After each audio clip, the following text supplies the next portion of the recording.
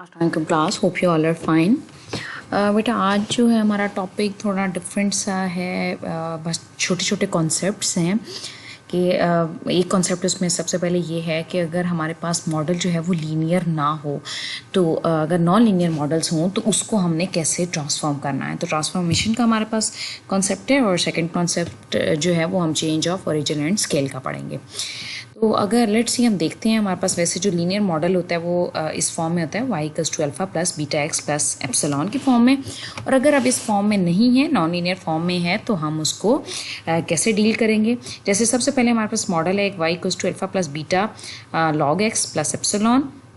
और सेकेंड हमारे पास ये मॉडल हो सकता है y=α या इस फॉर्म में, ये इसी को ही एक्सपेंड करके ऐसे लिखा हुआ है y=α एक्स की पावर बीटा और एप्सिलॉन।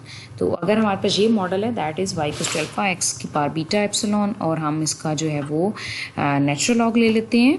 तो हमारे पास ये क्या फॉर्म, मतलब इस फॉर्म में अगर आपके पास मॉडल हो या इस फॉर्म में, तो ये लीनियर नहीं है क्योंकि इसमें नेचुरल लॉग इन्वॉल्व है। और हमारे पास जो लीनियर फॉर्म का मॉडल है वो इस फॉर्म में होना चाहिए y=α plus beta x plus epsilon. और ये तो वैसे ही आपके पास एक्सपोनेंशियल फॉर्म में हमारे पास मॉडल आ रहा है। तो आपने क्या करना है, अगर इस तरह के कोई मॉडल्स हों जिसमें आप देखें कि पावर में जो है वो एक्सपोनेंट में कुछ है या इस तरह से, तो आपने सबसे पहले क्या करना है नेचुरल लॉग, क्योंकि नेचुरल लॉग की प्रॉपर्टीज़ के थ्रू हम पावर को जो है वो उसको सेपरेट कर सकती हैं। तो आपने क्या किया, नेचुरल लॉग ले लिया बोथ साइड। तो लॉग y=log अल्फ़ा, ये भी नेचुरल लॉग की प्रॉपर्टीज़ हैं कि अगर प्रोडक्ट मल्टीप्लाई हो रही हैं चीज़ें तो जब आप नेचुरल लॉग अप्लाई करते हैं तो वो प्लस में कन्वर्ट हो जाती हैं, log अल्फ़ा प्लस। और अगर आपने किसी एक्सपोनेंट पर नेचुरल लॉग अप्लाई करते हैं तो जो आपका एक्सपोनेंट है वो लॉग से पहले आ जाता है और आप बेस का जो है वो लॉग ले लेते हैं, beta log x plus log epsilon. तो आप अगर ये हमारे पास एक फॉर्म बन गई है तो लीनियर फॉर्म का मॉडल किस तरह का होना चाहिए, वो होना चाहिए y=α plus beta x plus epsilon. अच्छा, अब ये ज़रूरी नहीं है कि ये हमेशा ही लीनियर फॉर्म में, अगर यहाँ सिर्फ y लिखा होना चाहिए और यहाँ x ही होना चाहिए। यहाँ पे कोई भी वेरिएबल से आप रिप्रेजेंट कर सकते हैं, लेकिन उसकी फॉर्म कैसी होनी चाहिए कि ना इसमें कोई स्क्वेयर्स होने चाहिए और ना कोई नेचुरल लॉग वगैरह होना चाहिए। तो हम लेट कर लेते हैं कि लेट W जो है वो log y की इक्वल है और नेचुरल लॉग अल्फ़ा जो है वो a की इक्वल है और बीटा लॉग x जो है वो बीटा एज इट इज़ रहने दिया, log x v के इक्वल है, प्लस log एप्सिलॉन को हमने म्यू के जो है वो उसके लेट कर लिया। तो ये हमारे पास अब क्या हो जाएगा, ये हमारे पास अब एक लीनियर फॉर्म का मॉडल बन गया। अब आप कहेंगे कि ये तो जस्ट हमने खुद एज्यूम कर लिया है, क्योंकि जब आप ये देखें आपके पास ये वाला मॉडल गिवन था, आपने नेचुरल लॉग अप्लाई किया और नेचुरल लॉग अप्लाई करने के बाद हमने इसको इस तरह से लेट कर लिया। तो अब ये जो हमारे पास फॉर्म, ये जो मॉडल आएगा वो लीनियर होगा और इससे हमें फ़ायदा क्या होगा कि अब वो सारे रिग्रेशन कोएफिशिएंट्स के जो आपने एस्टिमेटर्स फाइंड किए हैं, जो उनके टेस्टिंग के मेथड्स फाइंड किए हैं, वो सारे आप इस मॉडल पर अप्लाई कर सकते हैं क्योंकि आपने इस मॉडल को ट्रांसफॉर्म कर दिया है इन लीनियर फॉर्म। ये इस तरह का एक्सपोनेंशियल फॉर्म का मॉडल था जिसको आपने लीनियर में कन्वर्ट कर दिया है और उस ट्रांसफॉर्मेशन के लिए आपने यूज़ क्या टेक्निक किया, आपने नेचुरल लॉग अप्लाई किया है और नेचुरल लॉग अप्लाई करने के बाद आपने जस्ट एज्यूम किया कि ये नेचुरल लॉग y=w की इक्वल है। ये कुछ भी आप नेम्स अपनी मर्जी से भी एज्यूम कर सकते हैं, w v लिया, कुछ भी ले सकते हैं। अच्छा, एक दूसरा हमारे पास जो गिवन मॉडल था ये वाला y=α plus beta log x plus epsilon, ये तो उससे भी ज़्यादा सिंपल है क्योंकि ऑलरेडी नेचुरल लॉग लिया हुआ है, आपने y को भी एज इट इज़ रहने देना है, अल्फ़ा को भी, और जस्ट नेचुरल लॉग x को हमने v के लेट जो है वो सपोज कर लिया, कुछ भी या v w कोई भी नाम जो इसके जैसे x यहाँ यूज़ हुआ था, हम x यहाँ यूज़ नहीं करेंगे, इसके अलावा आप कोई भी नेम जो यूज़ वो कर सकते हैं, प्लस एप्सिलॉन। और ज़्यादातर ए और बी जो है वो हम यहाँ पे क्योंकि इंटरसेप्टर बीटा के लिए यूज़ हो रहे हैं तो उनसे भी हम अवॉइड करेंगे, अदरवाइज़ कोई पाबंदी नहीं है, आप कोई भी अल्फ़ाबेट्स जो है वो रिमेनिंग अल्फ़ाबेट्स को यूज़ कर सकते हैं। तो ये जैसे ही आपने इसको एज्यूम किया तो ये आपके पास लीनियर फॉर्म हो गया। मीन्स जब आप डाटा का नेचुरल लॉग लेंगे तो वो ऑलरेडी आप उसको ट्रांसफॉर्म जो है वो कर देंगे, तो ये लीनियर फॉर्म में कन्वर्ट हो गया। अब आपके पास एक है जी model y=x/α x minus beta. अब इसको आपने कैसे कन्वर्ट करना है, सबसे पहले हम चाहते हैं कि हम इसको किसी तरह सेपरेट करें। सेपरेट करने के लिए ज़रूरी है कि न्यूमरेटर, ये चीज़ न्यूमरेटर में चल जाए और ये जो ऊपर लिखा है ये डिनोमिनेटर में आ जाए, अदरवाइज़ आपको पता है आप सेपरेट नहीं कर सकते। मीन्स आप ऐसे नहीं कर सकते s/α x माइनस x/बीटा, जबकि अगर आपके पास ये रेसिप्रोकल ले लें तो उसके बाद आप इसको सेपरेट कर सकते हैं। तो इसलिए सबसे पहले हमने क्या किया, इसका रेसिप्रोकल लिया है 1/y=α x minus beta over x। अब आप इसको सेपरेट कर सकते हैं α x/x minus beta over x की फॉर्म में। तो ये जब आपने सेपरेट कर लिया तो ये हमारे पास एक simple 1/y equals to alpha plus minus beta 1/x। तो अगर इसको आप देखें तो ये एक हमारे पास सिंपल मॉडल लीनियर फॉर्म में जो है वो आ गया है। आपने जस्ट इसको क्या किया है, आपने 1/y को लेट कर लिया, वो w की इक्वल है, माइनस बीटा को आपने गैमा मतलब कोई न्यू जो है वो एस्टिमेटर लेट कर लिया, क्योंकि हमारे पास यहाँ पे अल्फा प्लस बीटा होता है तो इसलिए हमने माइनस बीटा को गैमा कह दिया है और 1/x को v कह दिया है। तो w equals to alpha plus जो आपके पास गैमा v है वो आपके पास एक न्यू लीनियर फॉर्म में मॉडल आ गया है। ठीक है, इसी तरह आपके पास अब डिफरेंट मॉडल्स, ये जस्ट मैंने 2-3 एग्जांपल्स उठाई हैं, इस तरह के डिफरेंट मॉडल्स हो सकते हैं जिसको आप लीनियर फॉर्म में कन्वर्ट जो है वो ट्रांसफॉर्मेशन के बाद कर सकते हैं। अब इस मॉडल को आपको पता है, अब सबसे पहले एक्सपोनेंशियल देखते ही जेन में आ जाता है कि नेचुरल लॉग अप्लाई करेंगे हम, ताकि हम जो है वो इसको लीनियर फॉर्म में ट्रांसफॉर्म कर सकें। उससे पहले ज़रूरी है कि आप इसका रेसिप्रोकल ले लें, क्योंकि आपको पता है कि सेपरेट करने के लिए ज़रूरी होता है कि ये जो प्लस या माइनस की जो टर्म्स होती हैं वो न्यूमरेटर में हो और जो सिंगल टर्म है वो डिनोमिनेटर में हो, तब आप सेपरेट कर सकते हैं, अदरवाइज़ आप सेपरेट नहीं कर सकते। तो रेसिप्रोकल लिया, हमने इसको सेपरेट किया और ये जो 1 है इसको भी हमने इस साइड पे कैरी कर लिया और यहाँ पे 1/e alpha plus beta x. और अब हम इसके ऊपर जो है वो नेचुरल लॉग अप्लाई करेंगे और ये कुछ सिंप्लीफिकेशंस हमने यहाँ पे भी की हैं एलसीएम लेने के बाद। और अब आपने क्या किया है, वंस अगेन हमने इसका जो है वो रेसिप्रोकल ले लिया है और रेसिप्रोकल लेने के बाद natural log y over 1-y। और अब जब आप नेचुरल लॉग लेंगे तो एक्सपोनेंट खत्म हो जाएगा, अल्फा प्लस बीटा एक्स हो जाएगा। ठीक है, अब आपके ज़हन में आएगा कि यहाँ पर रेसिप्रोकल हमने क्यों लिया। अगर हम नेचुरल लॉग अप्लाई करते हैं तो ये natural log 1 minus natural log ये हो सकता था, तो उस नेचुरल लॉग 1 को आगे डील करना वाली मुश्किल होता है, इसलिए हमने पहले ही रेसिप्रोकल ले लिया है कि अब हमारे पास 1 की टर्म जो है वो डिनोमिनेटर में हम लिखें या ना लिखें वो एक ही बात है, तो वो ख़त्म हो जाएगी। तो जब नेचुरल लॉग लेंगे तो वो नेचुरल लॉग 1 को हमें कहीं डील नहीं करना पड़ेगा। तो यहाँ पे आपने नेचुरल लॉग लिया और उसके बाद अब आप इसको किसी भी वेरिएबल के सपोज करके आप इसको उसकी इक्वल पुट कर दें, तो आप इसको एक लीनियर, हम इसको ये बनना है लॉग w और इसको हमने बाद में क्या दिया v equals to alpha plus beta x. तो ये जो है आपके पास एक लीनियर मॉडल जो है वो आपने डेवलप कर लिया है। तो कोई मुश्किल चीज़ नहीं है, जस्ट आपको बता रही हूँ कि अगर एक्सपोनेंशियल मॉडल्स आपके पास हों, नेचुरल लॉग वाले मॉडल्स हों, तो उसको आप कैसे जो है वो लीनियर मॉडल्स में कन्वर्ट कर सकते हैं, बहुत ही सिंपल आसान सा तरीका है। ठीक हो गया। नेक्स्ट हमारे पास बेटा कॉन्सेप्ट है change of origin and scale के। आपके जो लीस्ट के एस्टिमेटर्स हैं उसमें आप ओरिजिन और स्केल को जब चेंज करते हैं तो क्या फ़र्क आता है। तो आपको ये चीज़ तो आई गेस पता होगा कि अगर आप प्लस माइनस की कोई चीज़ करते हैं तो इट मीन्स आप ओरिजिन चेंज कर रहे हैं, और अगर आप मल्टीप्लाई डिवाइड करते हैं तो it means you are going to change scale. और अगर आप दोनों काम प्लस माइनस और मल्टीप्लाई डिवीजन वाले दोनों काम कर रहे हैं, मीन्स आप एट ए टाइम ओरिजिन और स्केल को चेंज कर रहे हैं। तो हम डिफरेंट इसमें देख लेते हैं फंक्शंस के किस तरह से हम कहाँ पे ओरिजिन चेंज हो रहा है, कहाँ पे स्केल चेंज हो रहा है, या कहाँ पे दोनों बहुत अप्लाई हो रहे हैं।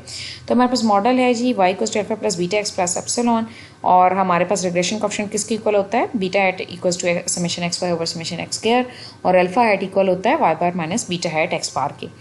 अब हमने फॉर एग्जांपल हमने कहा सिंपल हमारे पास मॉडल तो इस फॉर्म में होता है, लेकिन अगर मैंने ले लिया y माइनस ए, मीन्स मैं ओरिजिन को चेंज कर रही हूँ और वो भी सिर्फ डिपेंडेंट वेरिएबल में मैंने ओरिजिन जो है चेंज किया है, y minus a equals to alpha plus beta x plus epsilon. तो अब हम देखते हैं कि इन दोनों रिग्रेशन कोएफिशिएंट्स में क्या चेंज आएगी ये इसको चेंज करने से। तो बीटा हैट में तो कोई चेंज हमारे पास नहीं आ रही। कैसे नहीं आ रही, आप देखें कि हम अदरवाइज यहाँ पे y तो यूज़ हो रहा है। तो स्मॉल y का मतलब क्या है, y माइनस वाई बार। तो y हमारे पास क्या है, y अब ये समझिए न्यू y है हमारे पास। तो y किसकी इक्वल है, y माइनस ए के। तो y बार किसकी इक्वल होगा, y बार माइनस ए, क्योंकि कांस्टेंट है तो इसका मीन a ही रहेगा। तो अब आप y माइनस, ये समझे y लिखा हुआ है, y माइनस वाई बार किया तो ये a और ये दोनों a's कैंसिल हो जाएंगे, तो ये दोबारा से y माइनस वाई बार आ जाएगा। आई होप ये क्लियर होगा आपको। तो देखेंगे रिग्रेशन कोएफिशिएंट का कोई फ़र्क नहीं पड़ा अगर आप y में चेंजेस आएंगी। No change in regression coefficient by change of origin and, लेकिन अल्फा हैट में चेंज आएगा, क्योंकि अल्फा हैट में आपको पता है y बार हम ले रहे होते हैं।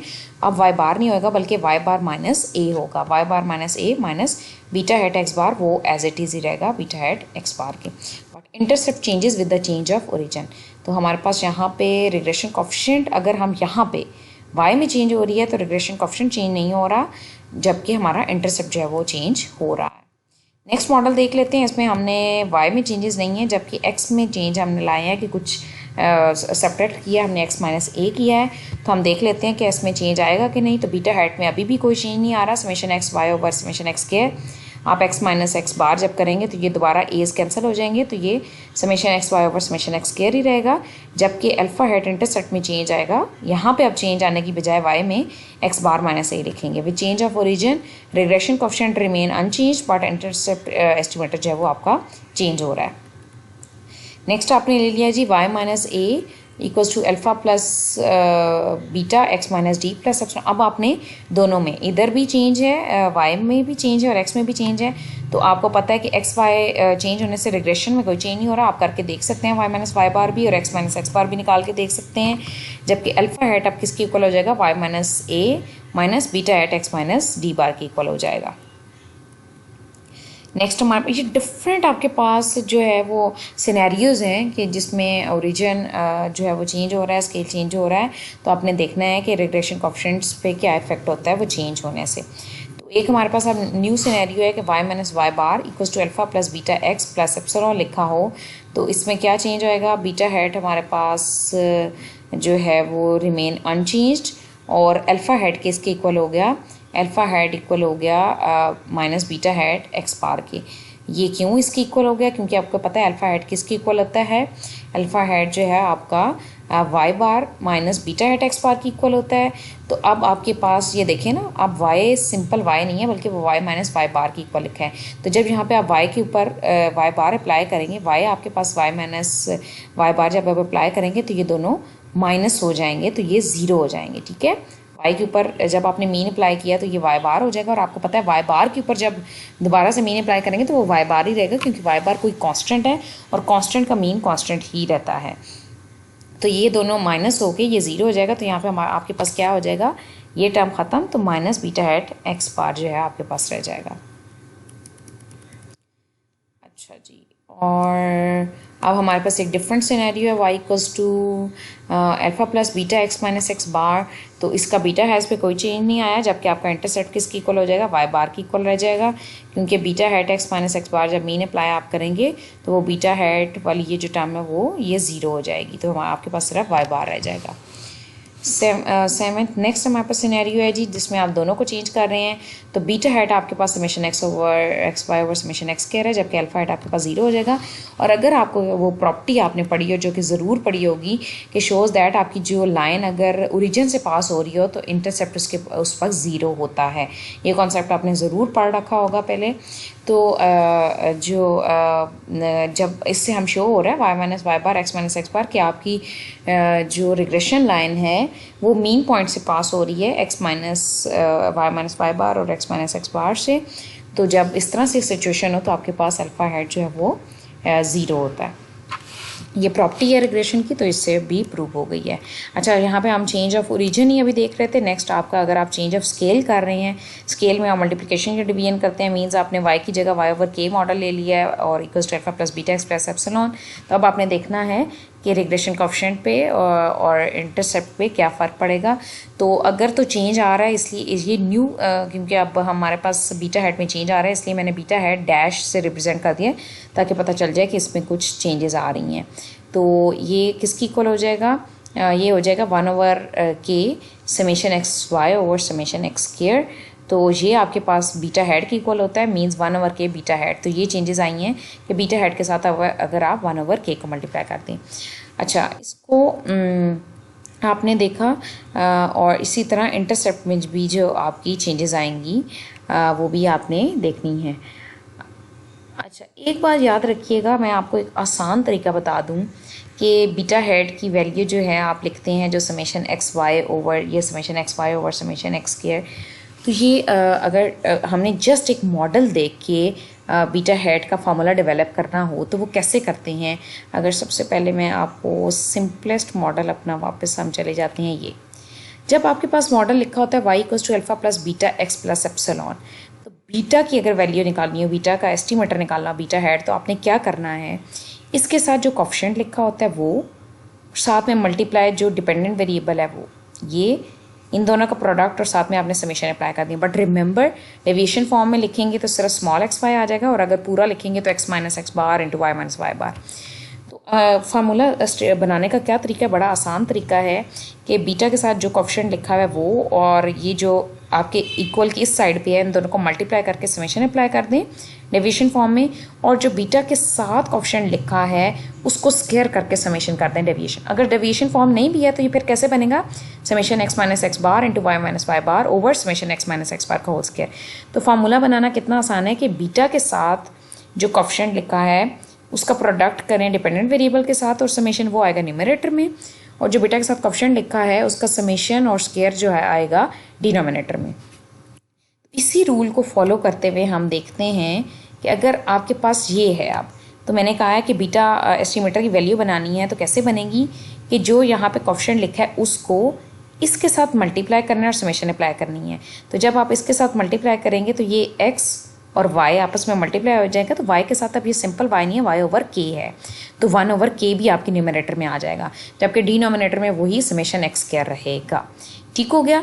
अच्छा ये याद रखिएगा कि ये y ओवर मैंने यहाँ पे सिंप्लीफाई भी किया है कि आपने अगर for example y over k को w ले लिया है तो w बार y बार ओवर k हो जाएगा, तो w माइनस w बार ये इसकी इक्वल, तो ये कैसे 1 ओवर k ओवर y बनेगा, इसलिए ये 1 ओवर k यहाँ पे आ गया। तो अल्फ़ा हेड में क्या चेंज आएगी, अल्फ़ा हेड में चेंज आएगी जी y बार ओवर k हो जाएगा माइनस बीटा हेड बार x बार हो जाएगा। तो ये कहाँ कैसे आपके पास चेंजेस आ रही हैं, आप बीटा हेड की ये जो वैल्यू आएगी ये पुट कर दें और सिंप्लीफाई करने के बाद 1 ओवर k जो है वो कॉमन लिया, तो y बार माइनस बीटा हेड x बार, तो इसको ये आपके पास चेंजेस आई हैं 1 ओवर k की। ठीक है जी। अब आपके पास एक डिफरेंट अप्रोच है कि आपने y में चेंज करने की बजाय यहाँ पे स्केल चेंज हुआ है, मीन्स x के साथ मल्टीप्लाई हुआ है।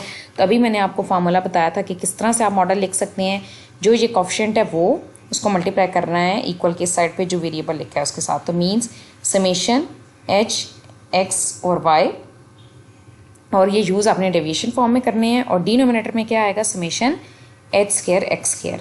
ठीक हो गया। तो इस तरह से ये आपने इसको बना लिया। अब ये चेंजेस आपने किस तरह से ये करनी है कि आपने बीटा हेड बार लिखा है और हमने कहा ये तो बीटा हेड की इक्वल है, और 1 ओवर h इसमें चेंज आई है। इसी तरह अल्फ़ा हेड में जो चेंजेस आई हैं वो आपने नोट कर लेनी है। तो आई होप ये आपको क्लियर होगा कि किस तरह से आप देख रहे हैं कि ओरिजिन और स्केल के चेंज करने से बीटाज और अल्फाज में क्या चेंजेस आ रही हैं। अब आपने दोनों में चेंज किया है और प्रोडक्ट करके KY और यहाँ पे HX किया है, देखें क्या चेंजेस आती हैं। तो अब अगर सिंपली आप लिखना, आपको किस तरह से लिखेंगे, समेशन HX और KY over summation H square और X स्क्वायर। तो बीटा हेड तो फार्मूला लिखना बड़ा आसान है, और अल्फ़ा हेड भी इसी तरह आप फार्मूला जो है वो डेवलप कर सकते हैं। इसी तरह आपके पास एक ये सिचुएशन है जिसमें आपने ओरिजिन स्केल दोनों को चेंज किया है, तो अब आपने देखना है कि आपके पास कैसे जो है वो अल्फ़ा बीटास की वैल्यूज़ चेंज होंगी। और एक ये मैं करवा नहीं रही, इसको आपने खुद देखना है। अगर आपकी कोई क्यूरी होगी तो हम इसको ज़रूर बेटा लेक्चर टाइम में ही डिस्कस कर लेंगे। एक आपके पास ये सिचुएशन है, तो डिफरेंट सिचुएशंस के बाद आपने देखा अल्फ़ा बीटास जो है वो किस तरह से वो चेंज हो रहे हैं। तो ये हमने आज के टॉपिक में देखा कि ओरिजिन स्केल चेंज करने से रिग्रेशन कोफिशिएंट पे क्या फ़र्क पड़ता है। लेक्चर को गौर से सुनिएगा। बाकी जो चीज़ें मैंने ये आखिरी 2 जो सिनेरियोज छोड़े हैं इसकी प्रैक्टिस खुद कीजिएगा। आई होप सो कि चीज़ें आपको अच्छे से क्लियर होंगी। That's enough for today's lecture. Okay बेटा, अल्लाह हाफिज़।